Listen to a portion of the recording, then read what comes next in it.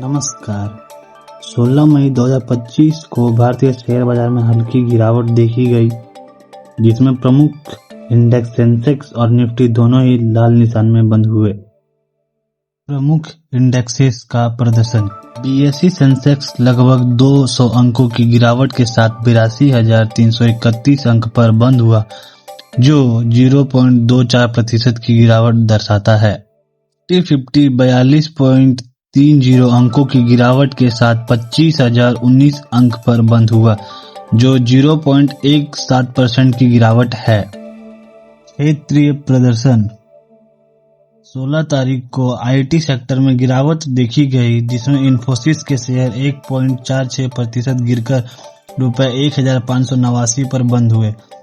अन्य आईटी कंपनियों जैसे टीसीएस, विप्रो और एचसीएल टेक्नोलॉजीज ने भी नकारात्मक प्रदर्शन किया। वित्तीय क्षेत्र। इस क्षेत्र में भी कमजोरी देखी गई, हालांकि एक्सिस बैंक ने 0.06% की मामूली बढ़त हासिल की, जबकि एसबीआई के शेयर 1.94% गिरे। Real estate sector.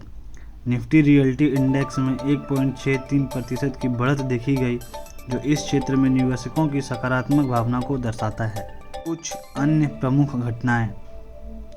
हालांकि प्रमुख इंडेक्सों में गिरावट रही, लेकिन बीएसई पर कुछ स्टॉक्स ने 10% से अधिक की बढ़त दर्ज की, जो बाजार में चयनात्मक तेजी का संकेत है। ग्लोबल संकेतों की कमी और भारत अमेरिका व्यापार समझौते में अस्पष्टताओं के कारण निवेशकों में सतर्कता देखी गई। ऐसी रह सकती है 19 मई को बाजार की चाल।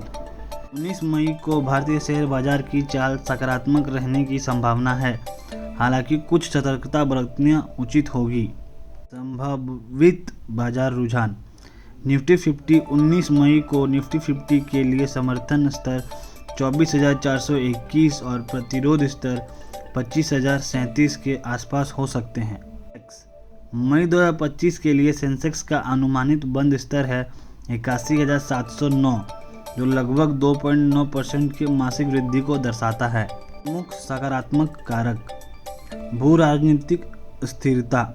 भारत और पाकिस्तान के बीच हालिया संघर्ष विराम ने निवेशकों में राहत की भावना पैदा की है, जिससे बाजारों में तेजी देखी गई है। देशी निवेशकों की रुचि।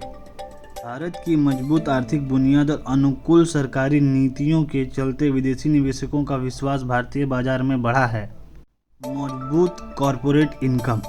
कई कंपनियों ने अपेक्षा से बेहतर तिमाही परिणाम प्रस्तुत किए हैं, जिससे बाजार में सकारात्मकता बनी हुई है। संभावित जोखिम। उच्च मूल्यांकन। वर्तमान में भारतीय शेयर बाजार के मूल्यांकन ऊंचे स्तर पर है, जिससे अल्पकालिक सुधार की संभावना बनी रहती है। कॉरपोरेट इनकम में दबाव। कुछ क्षेत्रों में आय वृद्धि की गति धीमी हो सकती है, जो बाजार की तेजी को सीमित कर सकती है। क्या है निवेशकों के लिए सुझाव? लक्षित निवेश। Banking, IT, digital commerce, capital goods और फार्मा जैसे क्षेत्रों में निवेश के अवसर हो सकते हैं, क्योंकि ये क्षेत्र मजबूत आय वृद्धि की संभावना दिखा रहे हैं। सतर्कता बरतें। उच्च मूल्यांकन और संभावित अल्पकालिक सुधार को ध्यान में रखते हुए निवेश करते समय सतर्क रहना उचित होगा। धन्यवाद।